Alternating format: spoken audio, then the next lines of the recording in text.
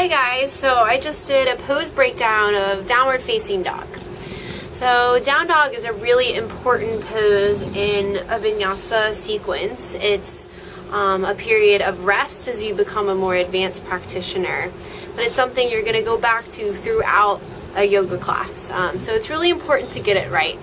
Actually, just taught a beginner class today, and I did this little pose breakdown for the class, and there were a bunch of teacher trainers in there, and they're like, whoa, down dog felt so different.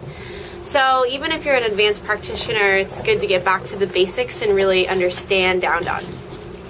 So first, most importantly, put weight into all four corners of your hands. So we tend to put weight just in our wrists instead of spreading out the weight distribution. So that really puts a lot of pressure on your wrists and can cause some wrist pain. So remember that, and spread your fingers out really wide, like big jazz hands, okay? So yeah, so enjoy down dog, and I will see you guys soon. Hi guys, so we're going to do a downward facing dog pose breakdown. So first we're going to start off in child's pose. So you can bring your big toes to touch and have your knees out wide and your arms straight out in front of you with your forehead on the mat. Good. Now really power up your arms. So this is a strong child's pose. It's really pressing into the earth. Spread your fingers out super wide and just look up for a second. So make sure your arms are at a slight V. So slightly wider than shoulder width distance apart here. Then your fingers are spread out really, really wide. Put pressure into all four corners of your hands. So especially your thumb mound and your index finger. It's almost like even pinching your index finger towards your thumb here. So really pressing into your finger pads, even so much that it feels like you're clawing into your mat. Your finger pads could even turn white, okay?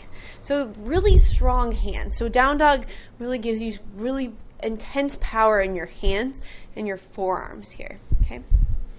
So your fingers are spread out super wide, arms out at a V. And then you can start to tuck your toes, send your hips up and back, downward facing dog, okay? So an inverted V shape. So make sure your arms, again, are slightly wider than shoulder distance apart. Your index fingers are pointing towards the front of the room, okay? And then rolling your elbow creases towards the front of the room. So it's like you're externally rotating your arms, so your hands are spiraling away from your body energetically, okay? So this moves your shoulders away from your ears. And engage your core here, engage your belly. Relax your head and neck. And then feel the energy from your fingertips all the way to your hips. Okay, so it's one straight line of energy. Now bend your knees deeply, so your knees are hovering off the mat. And then start to send your chest, your heart, towards the back of the room. So you should feel a tractioning in your spine. You're becoming super straight. And then you can start to try to straighten out your legs. So if your legs do not straighten, it is totally fine, and it comes with practice. That's what this is all about. So just take a few deep breaths here. You can shake your head yes, shake your head no.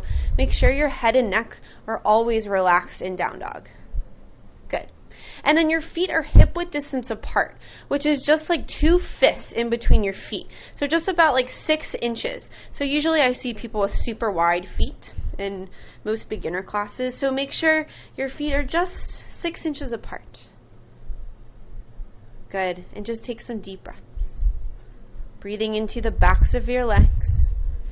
And then you want to try to send your heels even closer to the earth. So if your heels don't touch the earth, that's okay. It'll happen one day. Good. Great job, guys. So this is down dog.